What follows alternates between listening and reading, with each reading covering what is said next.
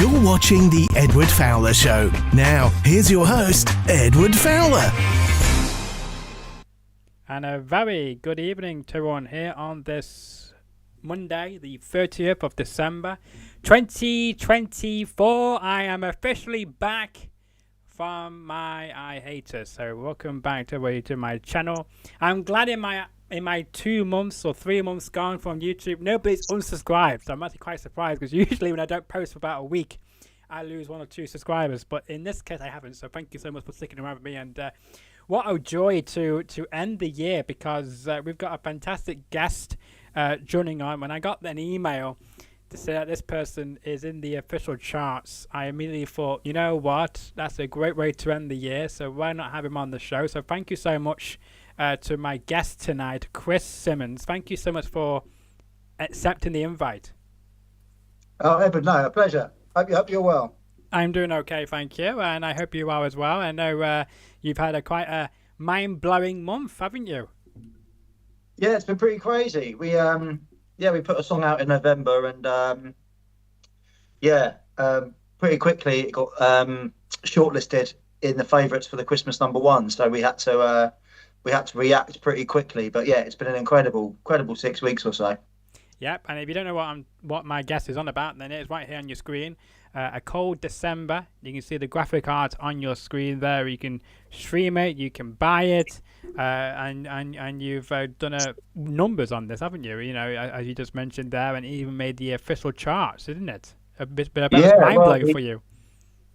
Yeah, no, it was fantastic. We at one point we were 16-1 to be #1 at Christmas, and it got close to the Christmas chart week, and I was looking at all the midweek charts, and I couldn't see myself on there. So I thought, well, you know, it's still been great. I'm an unsigned artist, so it's still been a great month, and we've raised awareness and money for At a Loss, which is a grief charity. And I thought, well, this is really great. What a great month. And then the next day, I found out that, yeah, we got top 10. We got #8 in the official UK physical sales chart. So, over the moon. Yeah, over the moon. And as you mentioned, you're not signed by anybody. Since that made it into the official charts, have you been getting a lot of inquiries about being represented or anything like that? Or are you wanting to be represented now, since you're able to do it all by yourself, by the way? So it just shows to people that you don't always need somebody doing all the hard work for you. You can do it yourself. If you do it in the right, if you got the right marketing, you can do it yourself. Yeah, well, there's not just me. There's Mark as well, a guy called Mark who manages me with myself, and we've got a little team which has made things a bit easier for this release. But no, in terms of like offers, I mean, it's Christmas, everybody's closed, but I have had quite a few labels reaching out to me in regards to songwriting and writing with their artists. So that's been really good. So I'm going to be doing a lot of that next year, which is something I love doing anyway. So, in terms of like any sort of major deal coming in, I don't think that's really on the horizon.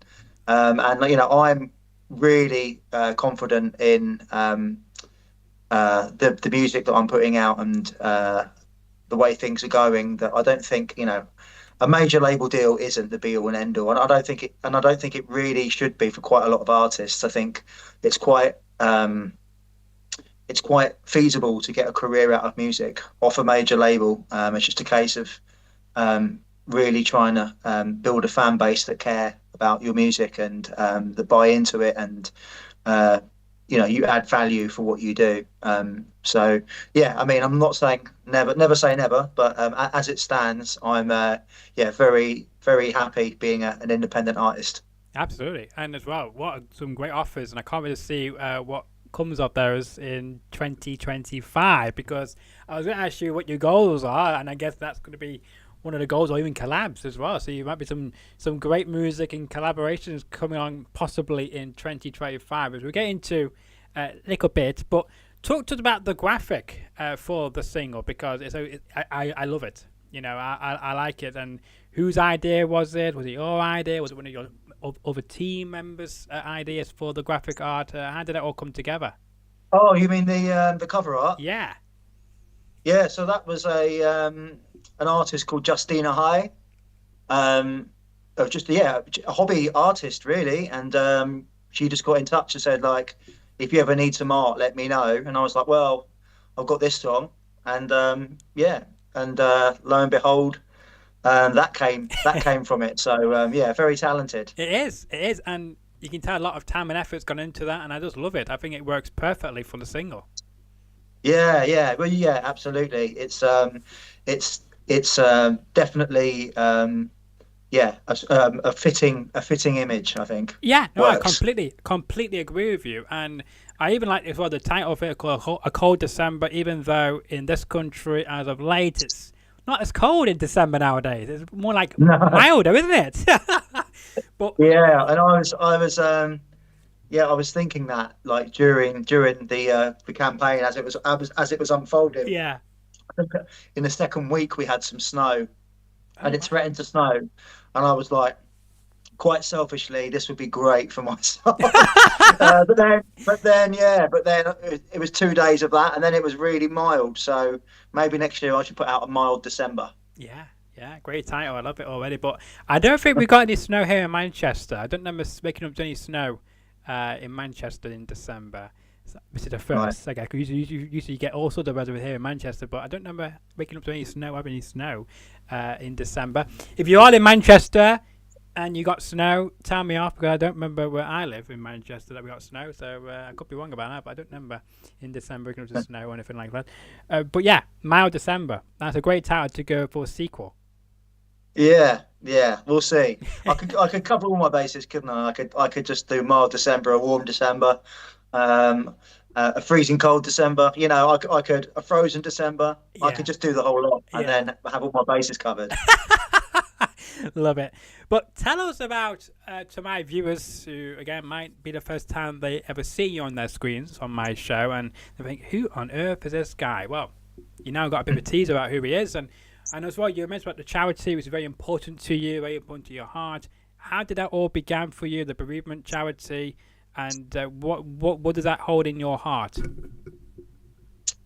So the song "A Cold December" is about how Christmas isn't always a great time for people. So I had quite a bit of loss in my life, especially in the kind of like relatively recent years. And Christmas was something that I kind of have checked out of. I don't really sort of watch TV or be around people or listen to the radio, or Christmas Day for me isn't very fun. And I didn't really intend to write a song about it, but I lost a really dear friend of mine in June this year, and it was after that I was messing around with the guitar, and just thoughts of Christmas sort of came into my mind, and it was like, oh, it's going to be even harder this year. So yeah, the song is kind of born from that, and it's a positive song. It's not in any way a sad song. It's about that there's warmth in remembrance, and that when you remember people, you bring them back to life. You bring them back into the room with you, and we should, I think, normalize and reframe remembrance to be positive. We should talk about people that have gone. And anyway, I was talking to BBC Sussex, I think, about this. And the charity got in touch and said, look, we're a grief charity and we'd love you to be an ambassador for us and talk about grief for at a loss. And I was like, absolutely fantastic. And and while that was happening, I was also signed up to their course. They've got a course called the Bereavement Journey. And it's a 7-week course, and it takes you through like all the different aspects of grief, all the different sort of stages of grief, and it also highlights stuff that I certainly didn't attach to grief, but did happen to me.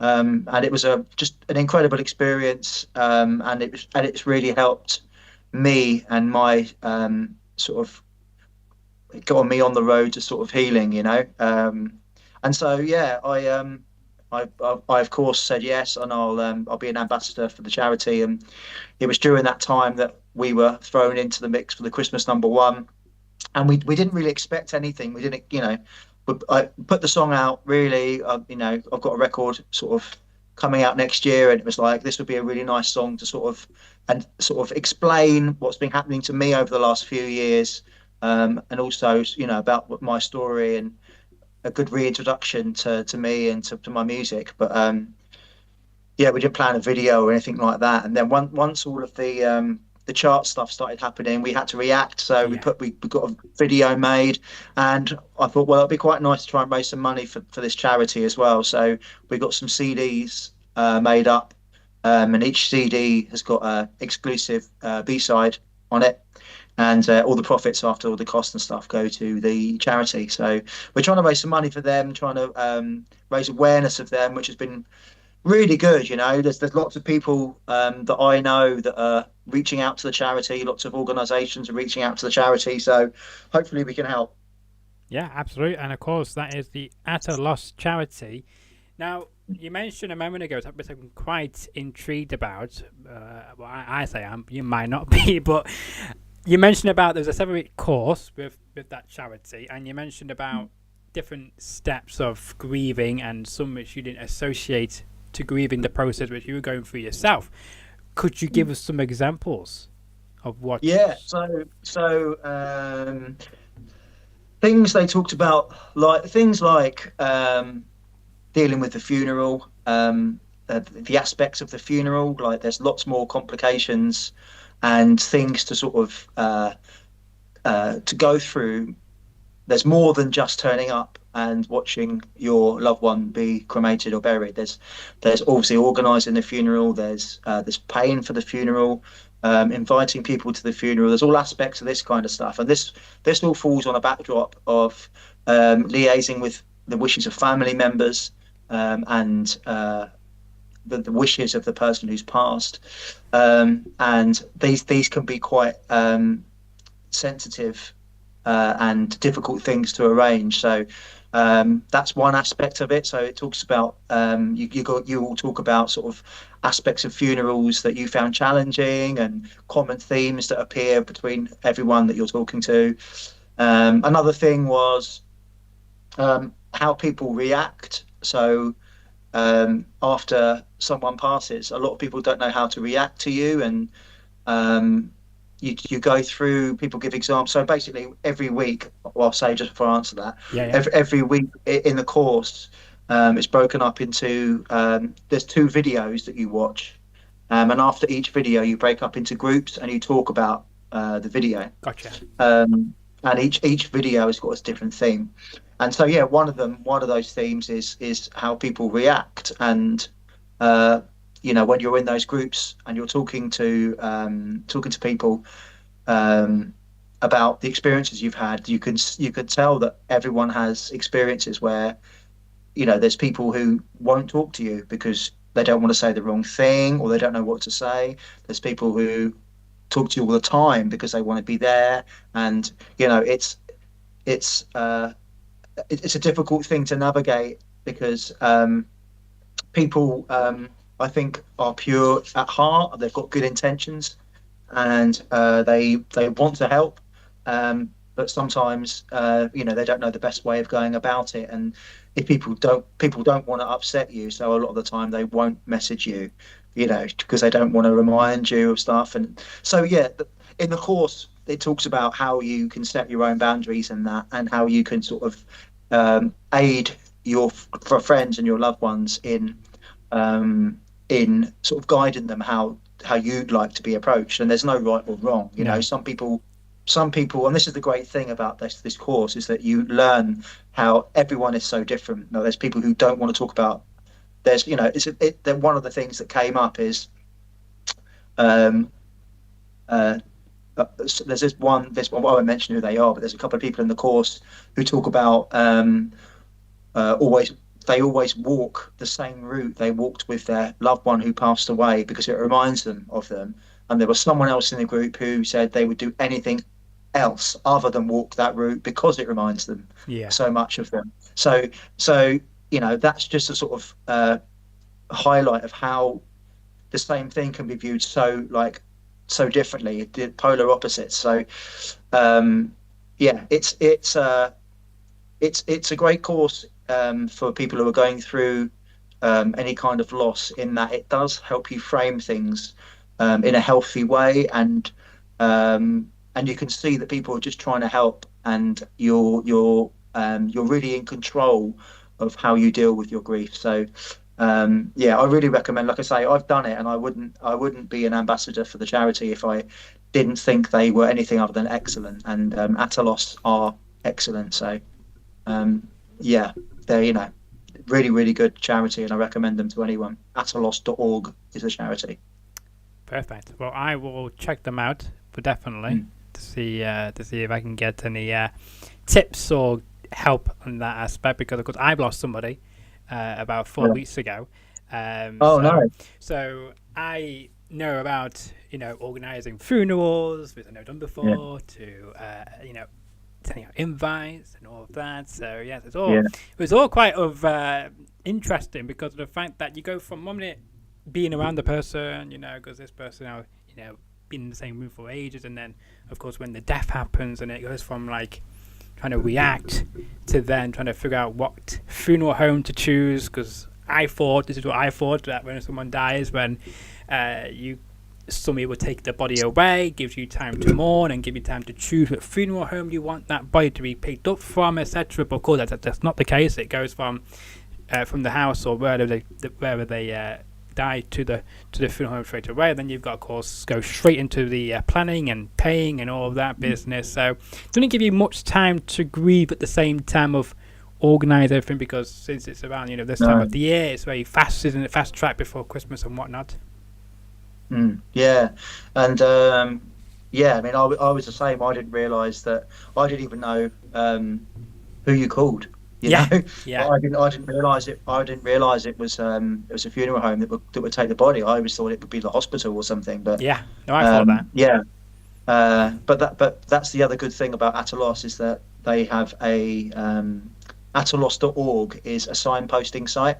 So it's the thought is that it can be a one-stop shop. So if you suffered a loss or you're grieving, you can go to Atalos, and there'll be something on that site that will help you. So it will guide you, in all different ways, in terms of coping with the loss. Things like how you cancel bills.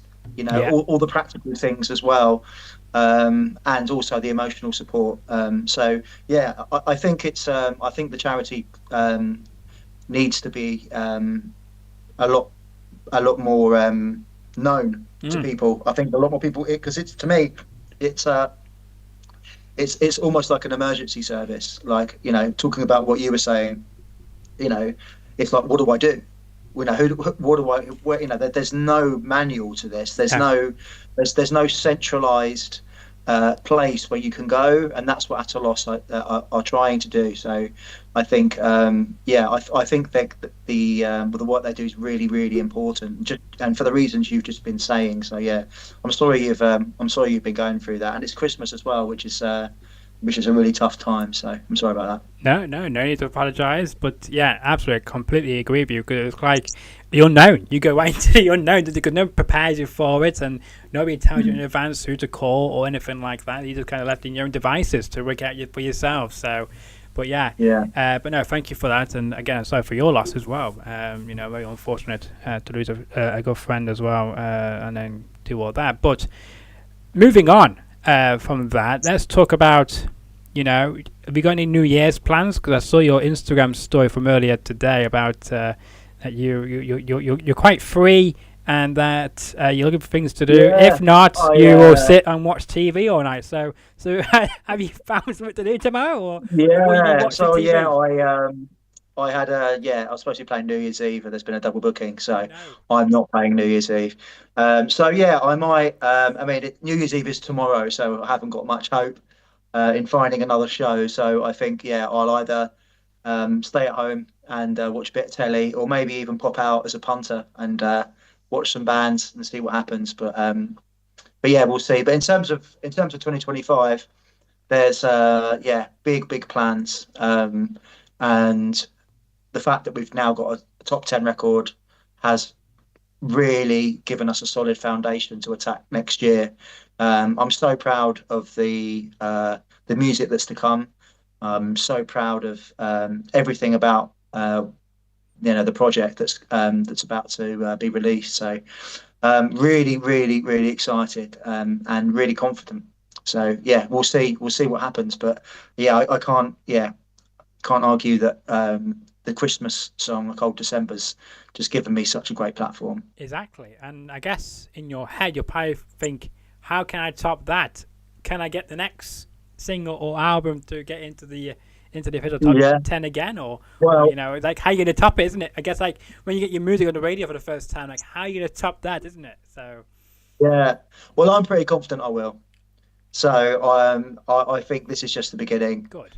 And the stuff that's coming is really exciting. And I've written a lot of songs, and whittled them down to the releases that are coming next year. And I'm very, very confident. I think it's going to be a really good year for my music. So yeah, really excited. Any teasers? Any teasers of when we could expect some new music in 2025? Or too soon to say?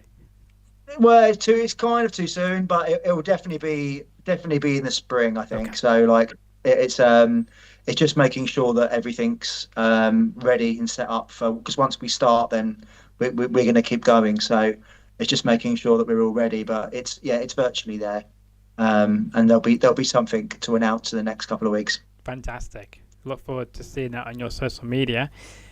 Yeah. There'll be people asking me in the comments after this is over that you should have asked about your background. So here we go. Let's talk about your items behind you. Now you got some interesting items we can see. We can see, I think, a number one. That's it there. Is that number one? Yeah, it is. That's a Jurgen Klopp signed shirt. Wow. I'm Very impressive.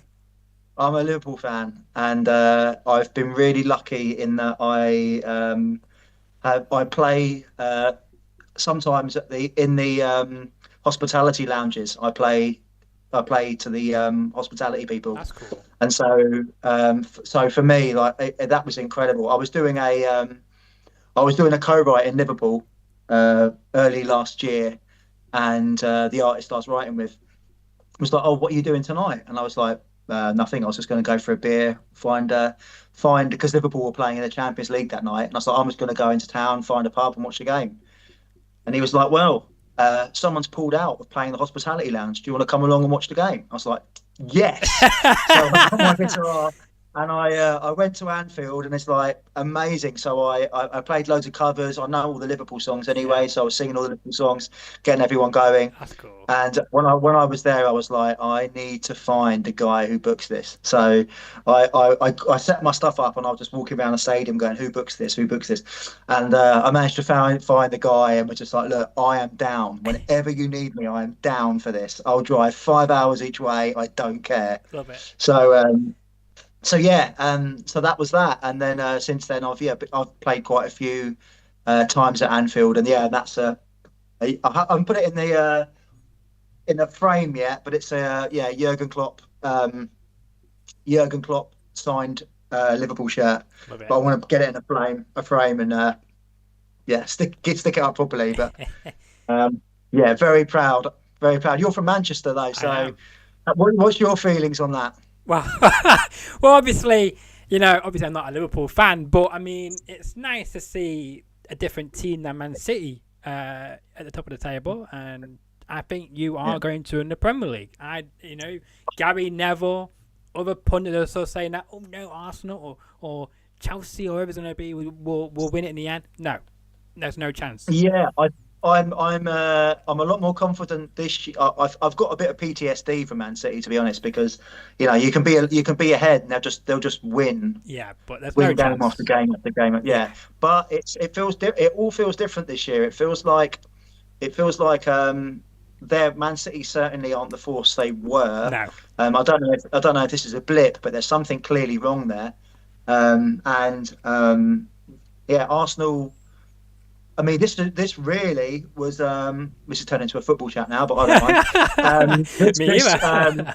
For me, this was the year Arsenal really should have stepped up, and they're not quite there. And Chelsea, I think, will be there in a year or two, but they're still it's quite an early project. So, yeah, when Arne Slot came in and Klopp left, I was like, I'd written this season off. I was just like, well, if we get top four, I'd be happy. But oh my God, it's just been absolutely brilliant. And he's kind of taken what Klopp did, but all the good work there, and just slowed it down a touch, made it a bit less hectic, which has meant less players have been injured. He's rotated a lot more, and yeah, it's not only brilliant to see that, but it's also brilliant to see Manchester United down in 14th place as well.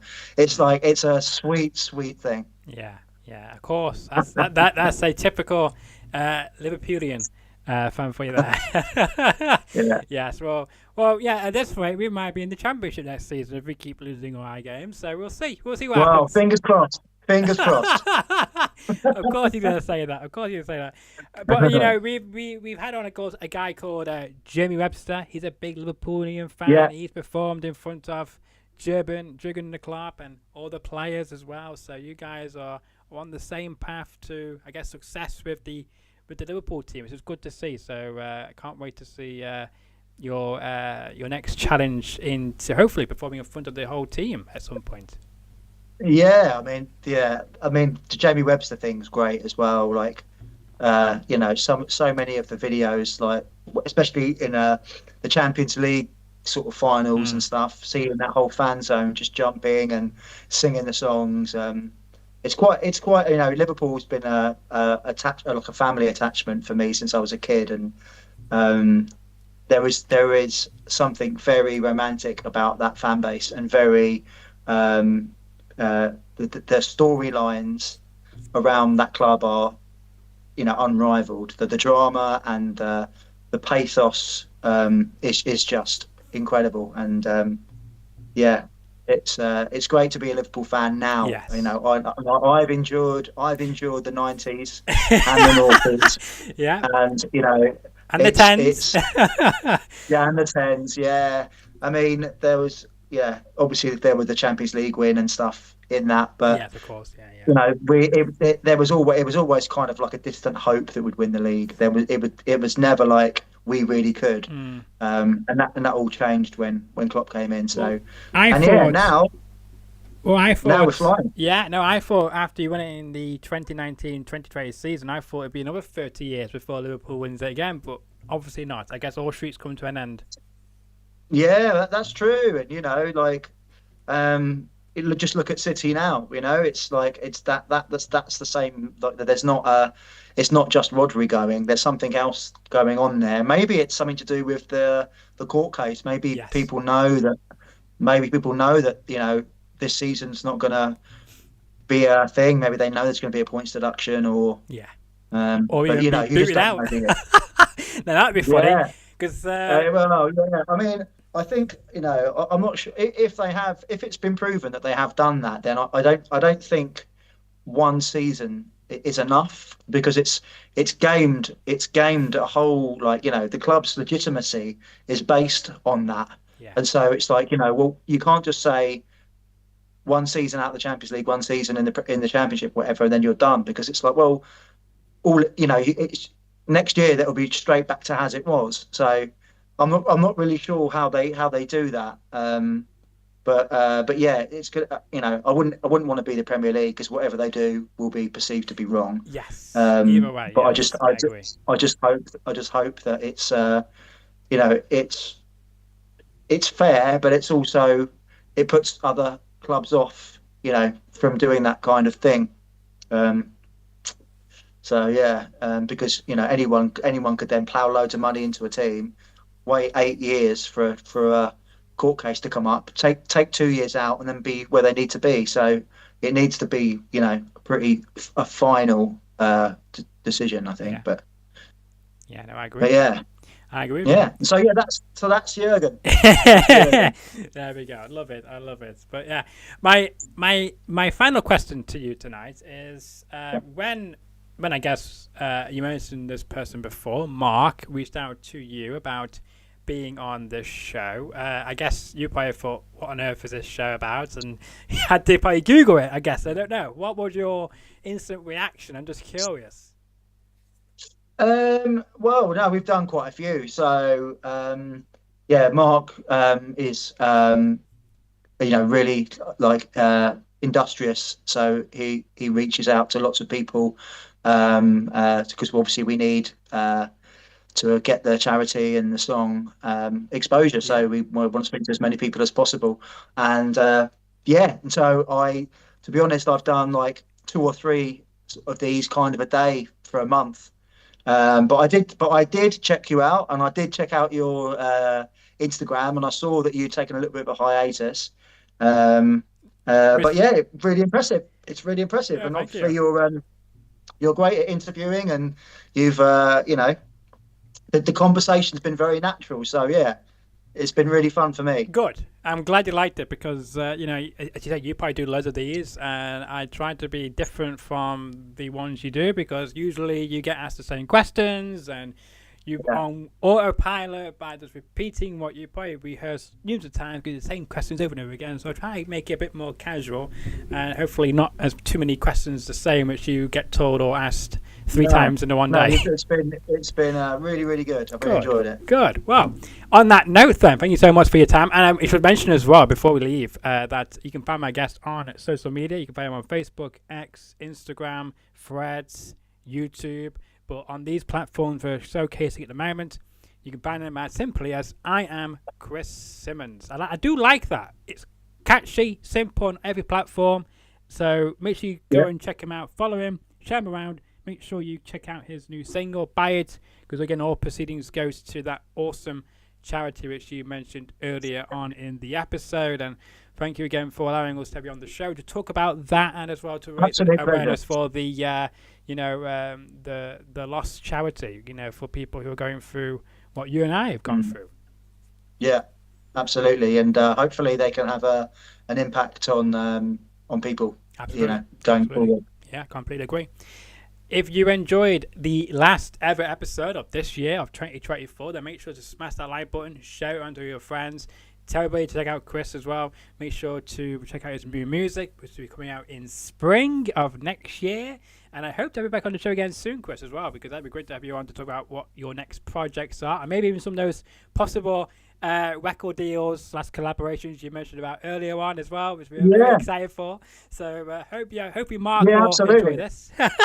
we could talk about football, chocolate bananas, whatever you want to talk about. Yes, absolutely. I'll happily come back on, Edward. It's been great talking to you. Thank you so much, and likewise to you as well. Thank you for attempting to come on my show, and hopefully everyone will also enjoy it as well. So make sure to smash that subscribe button. It takes 10 seconds or less to do. We've got over 279 subscribers, and until the next episode, which will be in the new year, enjoy the rest of your afternoon or evening.